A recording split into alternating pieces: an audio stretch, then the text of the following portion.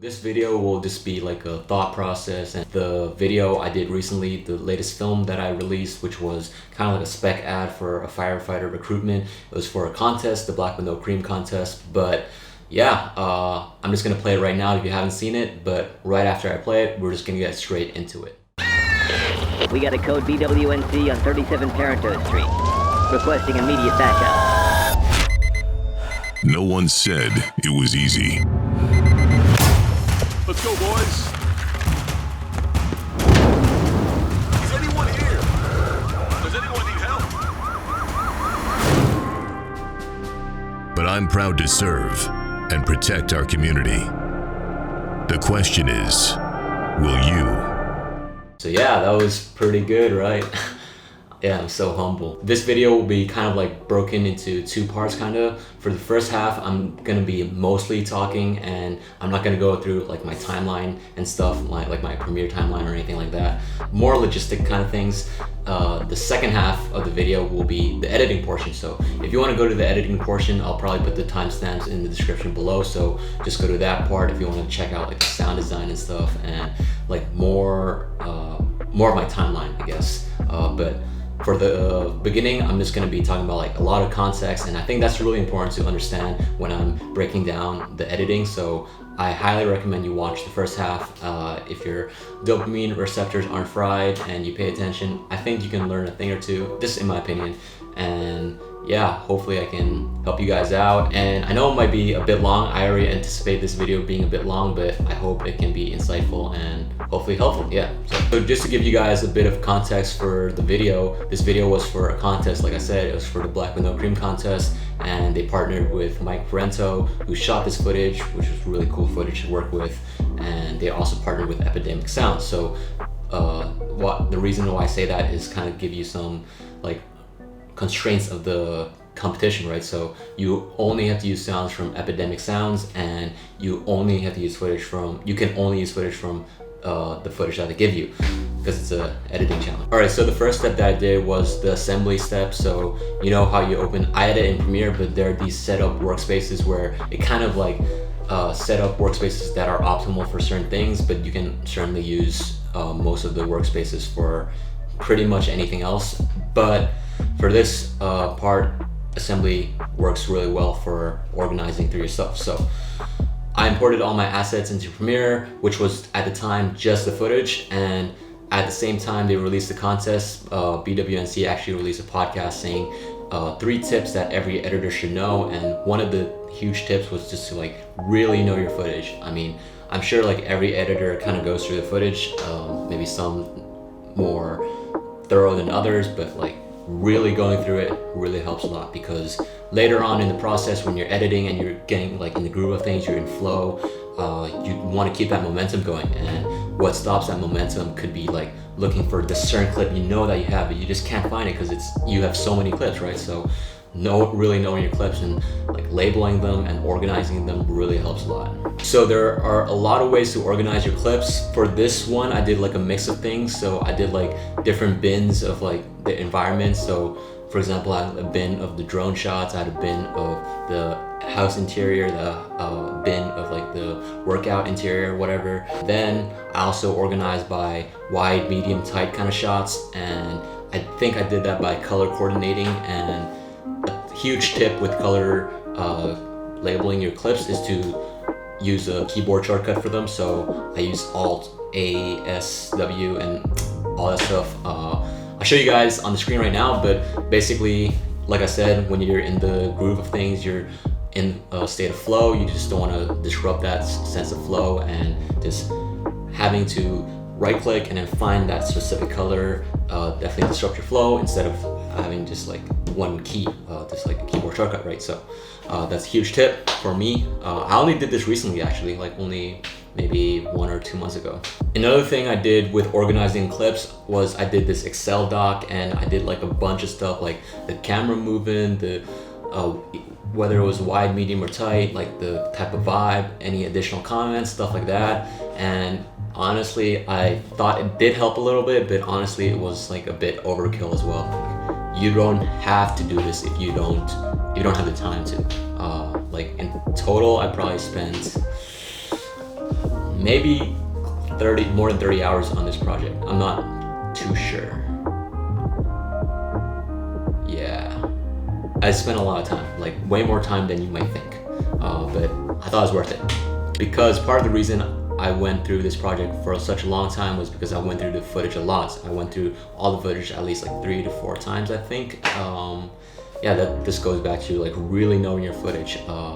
Because the first time I was just doing like the Excel stuff and just like not really focusing, and the second time maybe I marked it like wide, medium, or tight or whatever, and like set up the bins, and like third time maybe I did like the really selects, and like fourth time I was like going through it again and kind of getting a vibe for things.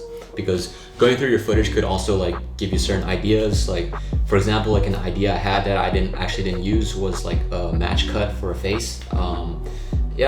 Just really knowing your footage, because sometimes they say this in the podcast as well, but sometimes I feel like people just get into the edit right away and they put the music down and they just like, look through the clips, this clip works well, it's fine, and then they kind of like go with the flow kind of vibe instead of a more organized type of deal. So after going through all this footage, a lot of times I kind of had an idea like pretty early on, like maybe my first run through of the footage, I had this idea of this recruitment spec ad. I think a lot of people had this idea as well. Actually not as many as I thought. There were like a lot of other people who did like Nike spec ad, or like maybe related it back to COVID, or related it back to Black Lives Matter, because those are really trendy topics right now. Those are really relevant topics right now, I should say. But yeah, my idea was just to have like kind of like a recruitment firefighter spec ad, kind of like a bit over the top and a bit on the nose kind of deal, like kind of epic, because I've seen those like military ads you see on TV, and they're just kind of like a bit over the top-ish, but I just want to make this on the nose as well. But those are kind of like fitting-ish, but I just kind of want to make this like kind of like more on the nose, I guess. And yeah, that was my idea, and I stuck with it from beginning to the end. And another thing when you're going through your footage is to also definitely have your selects, which are basically like the best footage. Usually you're thinking about it from a DP standpoint, so the best like looking footage, like from a composition standpoint. And then after I went through the footage, or it's kind of like maybe sometimes back and forth, but at least after the first time I went through my footage, I maybe took a break, and then I went to YouTube and started watching videos for inspiration. So like I said, I had that military idea, so I watched some military ads, and I tried to find some firefighter ads, but they weren't really necessarily aligning with my vision, so that didn't help. But I watched like all kinds of videos, and like Nike ads, music videos, like YouTuber videos even.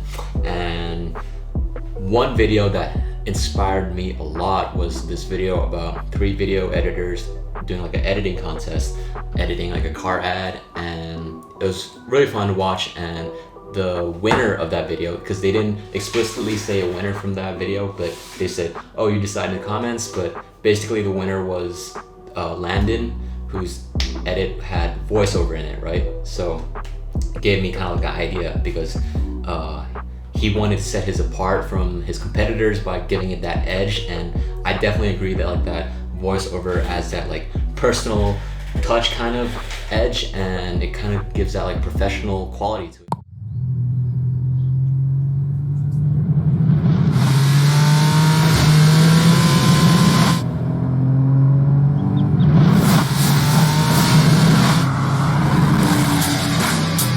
The all-new 2020 Hyundai Sonata. The sedan is new again. Are you kidding me? But other than the voiceover, Landon's edit was just really well composed, well put together, and I actually wrote down in my notebook like what specifically like he did. So like the first shot was tight shot, was a wide shot for 1 second. This next shot was a tight shot for 2 seconds. This is like an example. I'm not giving the exact thing, but I wanted to follow this general outline, and in the end I didn't really follow the specific outline, like, oh, definitely have a tight clip here and have for 1 second, and definitely have like a intense sound effect here.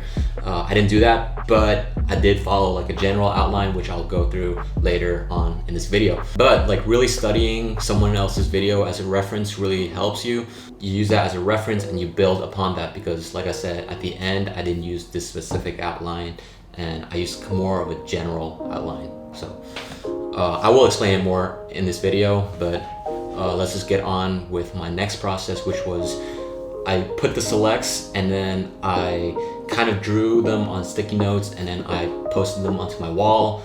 Just like the most like visually strong frames that would like spark something in me that I would think would tell a story, right?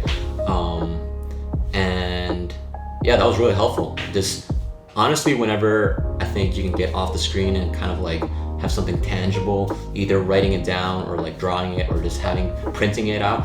Honestly, printing the frames out would have been a much better option, but I don't really have a printer like that. So yeah, I just drew them, and I think having something like tangible and physical and just like being off your screen for a bit just like helps your creativity. So I put them on the board, not really board, just like my wall, whatever, and I started like organizing them by how I think the story would make sense. So at the beginning, I thought just like having like a wide shot without context, like following kind of like Landon's edit, and then giving tight shots, and then at the end wide shot to give like some context back, which was what I kind of did towards the end. I'll go more in detail on this in the editing breakdown, but yeah, that was what I had in mind. And putting all the selects, I didn't necessarily have the story yet, but it definitely helped a lot, because during this process, I've actually put a lot of the footage of working out and stuff, because there were a lot of footage that was shot really well. But when I was organizing the story on my wall, it just didn't make sense to have those clips. So definitely, I think that process helped me a lot. So after I kind of had the storyboard in mind, I thought of a script, right? And I'll put the script on the screen right now, but basically my script had definitely the epic narrator voice, like I said, but I also had like this idea at the beginning just to give some context towards the video, and kind of like to play kiss ass a little bit, but I gave like the Easter egg to BWNC and Mike Barrento. Basically I said, oh, this is dispatch, we got a code BWNC, requesting immediate backup to 37 Parento Street. We got a code BWNC on 37 Parento Street. But yeah, that was the dispatch voice. And then after that, I actually was gonna put this towards the end, but when I was editing it, it came before. And then this is like kind of like a on the nose kind of moment, like the epic narrator voice. No one said it was easy. You know, like this kind of like pretty cheesy, right? It's pretty cheesy. I also had this idea of just like making it a different kind of voice in general.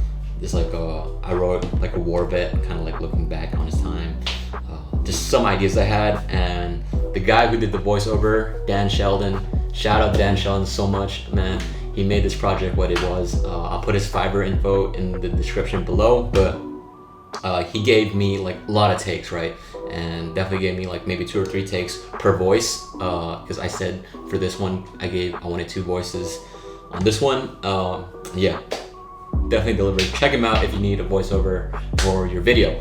Anyways, so the next lines were just kind of like, I wanted some lines in the background to just like bring you closer into the moment, right? And actually, if we remember back to the feedback video that Black with No Cream gave, Dave actually said he really liked it, so I actually really appreciate that. Hearing like the let's go and let's go boys in the back, like some people might take that differently. I loved it because yeah, it's pretty cool. I wasn't thinking it was gonna make that huge of an impact. I mean, I didn't intend it to. It's kind of like one of those subtle things, but if you notice it, you know. But yeah, so I gave a lot of lines because I wanted to fill the whole video with kind of like more, just like the vibe I was going for was like tense, right? At the beginning it's more tense, so I wanted to fill up the space with like more lines. So I gave him a lot of lines to recite, but at the end of it, it just sounded a bit too corny. Even though I wanted this video to be a bit on the nose, it sounded too corny, so I gave him a lot of lines, but at the end I just used the let's go boys, and then at the firehouse interior, is anybody there? but he gave me definitely like 3 or 4 lines per scene, but I only use one because, like I said, when you're going through the editing process, you might find out a thing or two that you were thinking of before, but you change your mind once you implement it. So yeah, after that, what was missing was kind of like sound effects and the music. So through the storyboard, I kind of like having an idea of like Landon's guideline edit as a guideline, I kind of had this rough idea of the vibe I'm going for, right? Especially with like, I know that it's going to be like a recruitment kind of video, right? So I wanted the beginning to be a bit more tense, and towards the end it gives the context towards what it was building up to. So it's a bit more laid back, but not totally laid back. I wanted to be like on the line with the recruitment kind of video. So I wanted it to be patriotic, but the beginning to be tense. So I just went to Epidemic Sounds and just searched on music like tense, and then towards the end I searched like patriotic or something. And I actually found these songs relatively quickly because I think I like knew what I wanted, and that helped a lot. And sometimes I'm finding music for like hours even, but I think going through the footage and really having a solid idea of what I wanted, like having a specific vision in mind, helped a lot in that regard. And just, I think being lucky, you know, I think those were one of the things that popped up first when I searched patriotic or tense or whatever, building up. And yeah, after that, I actually found the music after this step. I know it's confusing, sorry, but I did this step before I found the music, which was I followed the storyboard guideline, and then I laid out the clips. Usually, I feel like editors for a lot of projects would lay the music down first and edit to the music, but I knew the vibe I was kind of going for. And to be honest, I don't think it was like step 1 then step 2. It was kind of like interchange. Maybe I did like a bit of the edit, then I was searching for some music, then I did a bit of the edit, then I was searching for some music. But at the end of the day, I knew like the type of vibe I was going for and like the type of music I wanted, based on like reference and kind of like rough ideas I had in my mind. But towards the beginning, I wanted to be like more tense and stuff, right? So I made it faster, and I would just, if the music didn't match, then I would just like, it would probably be just like extending the clip by 1 second or cutting it by 1 second, something like that. It's just not gonna change that much since I had like this rough storyboard idea in mind. It's just my way of thinking. I hope it makes sense. But yeah, the way I was thinking it wouldn't make that much of a difference. Because this isn't a event recap or a lifestyle video or anything like that, this is more story driven. So I definitely wanted to build that story first and then refine it later, which was what I was thinking when I did that video. But we're gonna go into it in detail later. But after that, I was kind of in a hurry, and I wanted to pay someone to do a voiceover, professional voiceover, right? That was my original idea, and I double checked with Ben to see if it was all right, because one of the rules of the contest was you can only use sounds from Epidemic Sounds, but I guess voiceover wouldn't be considered like a sound effect or like music or anything like that. But I just want to check, and he said it was cool, so I asked like a bunch of WeChat groups, because I'm in Shanghai right now, and I just want to help like some local creative talent, whatever, and also like probably have a faster response. But at the end of my search, I couldn't really find anyone that I truly wanted, especially like for my budget. I didn't have a true budget, but I didn't want to spend a lot either, you know? This was like a spec ad for a contest, right? But, so I went on Fiverr, and then luckily I found Dan. I just searched military or narrator voice, something like that, and then I found his account. I found a lot of people, but I was like messaging them like basically the night before I needed it. Not when I needed it, but when I wanted it, because the following, I think either the following day or the next day after that, I had to submit it. So he was the first one who responded to me, and he gave me the second best price, but he was just the fastest to respond to me. That's why I went with him, because I was in a time crunch, and he said he would be able to do it in the morning of, because he's in California, and that would mean basically the next day for me, which was perfect, basically. And then, yeah, we just, I gave him directions on how to do the voices, and he did a spectacular job, man. He gave like he did like he did multiple takes, I guess. And when I directed him to do multiple voices, he did. But, and this is such a nitpicking thing, but I asked for like different kind of voices for, especially like the firefighter scene, like the background voices, like "Let's go boys" and stuff, and the dispatch and those voices. I wanted to be different from the narrator voice, but you could still kind of tell it was the same guy. And you know, I'm not a voiceover actor or anything. I'm not too familiar on the field, but maybe it's like pretty hard to differentiate your voices for sure. But I just felt they were too similar, so I definitely did a lot of audio effects in post, and that was like one of the reasons why I didn't include the 3 voices per scene like I originally planned to. It was like, "Let's go boys, go go go, move it," something like that. Towards the beginning, I just used one of the lines, and in the house, like, "Is anyone there? Does anybody need any help? Is anybody? I'm here to help," something like that. But at the end of the day, I only used one of the lines because I felt like the lines sounded too similar, and I actually considered not using those lines at all. But at the end of it, when I was editing, I thought the tense scenes were like really tense, and like there's sound effects, there's like really strong visuals, there's like really strong music that I don't think people would notice too much. But when I put the 3 voices there, I definitely noticed it, and my peers definitely noticed it as well. Yeah, that's pretty much it. So let's just get into the computer and do an editing breakdown. I did do a lot of talking about the editing breakdown already-ish, but we're just gonna see the timeline and do a sound design version as well, and just kind of like talking a little bit more about my thought process. And yeah, just seeing it in action.